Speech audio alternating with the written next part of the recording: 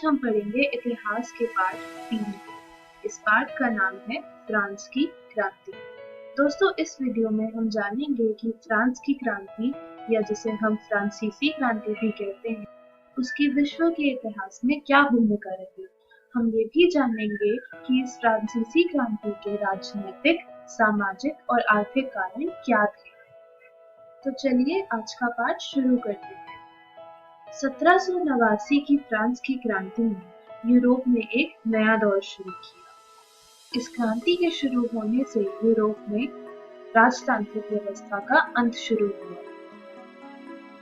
सिर्फ यही नहीं, फ्रांस की सामाजिक व्यवस्था में नए विचार आए, जो कि थे स्वतंत्रता, समानता और बंधुत्व। दोस्तों, इन 3 विचारों को फ्रांस की विश्व के इतिहास में अहम विरासत माना जाता है। दोस्तों, जैसा कि आपको याद हो, हमने पिछले पाठ में पढ़ा था कि अमेरिकी स्वतंत्रता संग्राम से लौटने के बाद फ्रांसीसी सैनिकों ने अपने देश जाकर फ्रांस की जनता के बीच राजतंत्र के बारे में जागरूकता फैलाई। दोस्तों, अमेरिकी स्वतंत्रता संग्राम में फ्रांस ने इंग्लैंड के विरुद्ध लड़ाई की। अमेरिका से प्रभावित हो अब फ्रांस की बारी थी कि वो अपने देश में बदलाव लाए। चलिए देखते हैं फ्रांस की क्रांति शुरू होने के कारण क्या थे। सबसे पहले हम बात करेंगे राजनीतिक कारणों की। दोस्तों, फ्रांस में राजतांत्रिक शासन व्यवस्था थी। 1774 में बूर्बो राजवंश के लुई 16 गद्दी पर बैठे। दोस्तों, लुई 16 एक निरंकुश और अयोग्य राजा थे। वे फिजूल खर्ची भी बहुत ज्यादा करते थे। इस राजा का विवाह ऑस्ट्रिया की राजकुमारी मैरी अंतोइनेट से हुआ था। अपने पति की तरह ये राजकुमारी भी बहुत खर्चीली थी। मैरी अंतोइनेट उत्सवों में बहुत पैसे उड़ाती थी और जो भी उनके जान पहचान के लोग थे, उनकी मदद करने के लिए वे राजकार्यों में भी दखल अंदाजी करती। वर्साई शहर में स्थित राजा का महल भी कुछ इसी हालत में था। राजा के महल में करीब 15,000 ऐसे अधिकारी थे जो कोई काम नहीं करते थे, लेकिन वेतन के रूप में धनराशि जरूर लेते थे। ये दोनों खर्चीले तो थे ही, साथ साथ इनके शासन के दौरान फ्रांस की आर्थिक स्थिति भी बहुत नाजुक थी। दोस्तों, जैसा कि हमने पहले भी पढ़ा था कि अमेरिकी स्वतंत्रता संग्राम में फ्रांस ने अमेरिका की सहायता करी और वहां के 13 उपनिवेशों को आजाद करवाया। इस कारण फ्रांस का खर्चा 10 अरब लीवरे से भी ज्यादा बढ़ गया था। दोस्तों, लीवरे फ्रांस की पुरानी मुद्रा का नाम है। दोस्तों, जैसा कि हमने पिछले पाठ में पढ़ा था, सप्तवर्षीय युद्ध जो फ्रांस और इंग्लैंड के बीच लड़ा गया था, उसके कारण भी फ्रांस का वित्त गड़बड़ाया हुआ था। लुई 16 का अपने राजतंत्र पर इस कारण नियंत्रण नहीं रहा। दोस्तों, क्या आप जानते हैं, फ्रांस की राजतांत्रिक व्यवस्था में एक संसदीय संस्था भी थी जिसे स्टेट्स जनरल कहा जाता है। लेकिन इस संसदीय व्यवस्था का भी कोई फायदा नहीं था, क्योंकि सन 1614 के बाद 175 वर्षों तक इस संस्था में कोई बैठक नहीं हुई। इसी के साथ साथ राजा की निरंकुश नीतियों पर रोक लगाने के लिए फ्रांस में एक पार्लियामेंट नाम की संस्था भी गठित की गई। इस संस्था को न्यायालय के रूप में गठित किया गया। लेकिन इस संस्था पर भी राजतंत्र ने पूरा नियंत्रण रखने की कोशिश करी। यहाँ के न्यायाधीशों के पद कुलीन वर्ग के लिए सुरक्षित किए जाते थे, ताकि आवश्यकता पड़ने पर राजा इन्हें पैसे के बल पर अपनी बात मानने के लिए बाध्य कर सके।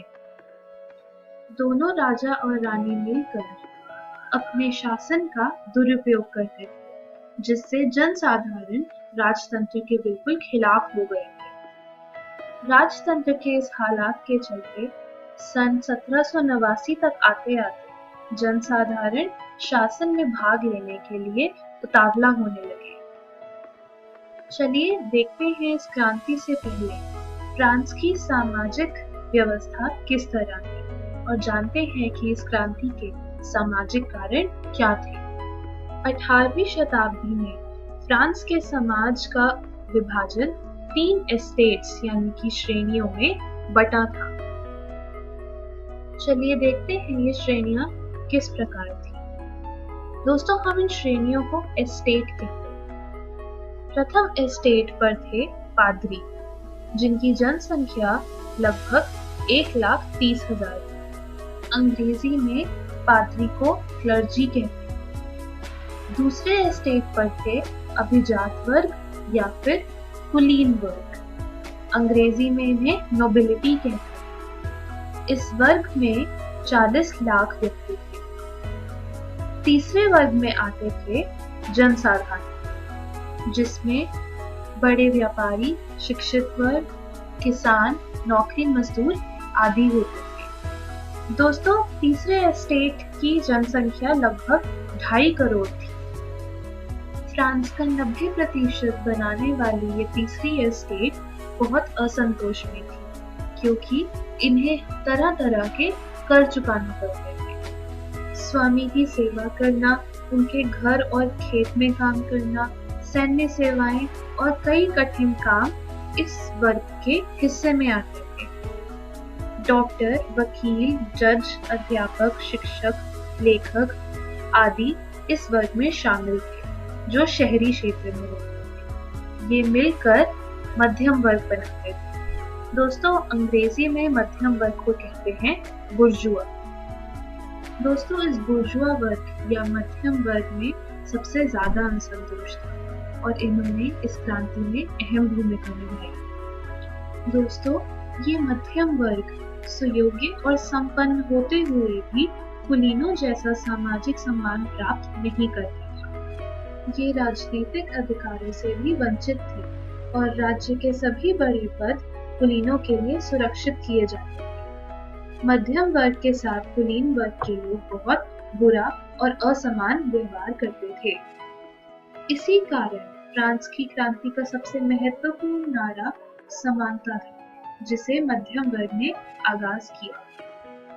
दोस्तों, फ्रांस की सामाजिक स्थिति को देखते हुए वहां एक नारा था, जो कि कुछ इस तरह था: The nobles fight, the clergy pray, and the people pay। जिसे हम पढ़ेंगे: कुलीन लड़ते थे, पुजारी पूजा करते थे और जनसाधारण उनका खर्च जुटाते थे। चलिए, ये तो थे इस क्रांति के सामाजिक कारण। अब देखते हैं इस क्रांति के आर्थिक कारण। विदेशी लड़ाइयों और फिजूल खर्च राजा के चलते हर साल फ्रांस में आय से अधिक व्यय होता था। इस खर्चे की पूर्ति करने के लिए कर लगाने की प्रथा प्रचलित थी और ये कर भी फ्रांस के समाज पर असमान तरीके से लगाए जाते थे। हर 5 या 6 साल बाद फ्रांस की सरकार पूंजीपतियों को कर वसूलने का ठेका देती थी। इन पूंजीपतियों को टैक्स फार्मर के नाम से जाना जाने लगा। कर वसूलते समय ये पूंजीपति अधिक से अधिक कर वसूलते थे और सरकार को एक निश्चित रकम देने के बाद बाकी रकम अपनी जेब में रख लेते थे। इसके चलते तीसरी एस्टेट को अत्यधिक आर्थिक कष्ट उठाना पड़ता था। राजकोष के घाटे की भरपाई करने के लिए किसानों पर भी तरह तरह के कर लगाए जाते थे। किसानों को भूमि पर टेले नाम का एक कर चुकाना पड़ता था। इसके अलावा उन्हें एक टिथे नाम का धार्मिक कर भी देना होता था। इन करों के चलते किसानों की आर्थिक स्थिति दयनीय होती जा रही थी। इन करों के बोझ के साथ ही साथ इस समय यूरोप में औद्योगिक क्रांति हो चुकी थी, जिसके चलते देश में मशीनों का प्रयोग शुरू हो गया था। इसकी वजह से हाथ से काम करने वाले कारीगर और मजदूर बेरोजगार हो गए। इन्होंने क्रांति के समय राजा के खिलाफ क्रांतिकारियों का साथ दिया। चलिए दोस्तों, आज के इस पाठ में बस इतना ही। मैं आशा करती हूँ कि आज हमने जो भी पढ़ा आपको समझ में आया होगा। इस वीडियो में हमने सीखा फ्रांस के राजा लुई 16 और रानी एंटोनेट की अयोग्यता के बारे में, और फ्रांसीसी क्रांति शुरू होने के राजनीतिक, सामाजिक और आर्थिक कारण क्या थे। दोस्तों, आप घर जाकर अपनी इतिहास की पुस्तक इतिहास की दुनिया से पाठ 3, जिसका नाम है फ्रांस की क्रांति, जरूर पढ़िएगा। अगले पाठ में हम देखेंगे कि फ्रांस की क्रांति के सैनिक, धार्मिक, बौद्धिक और विदेशी कारण क्या थे। धन्यवाद।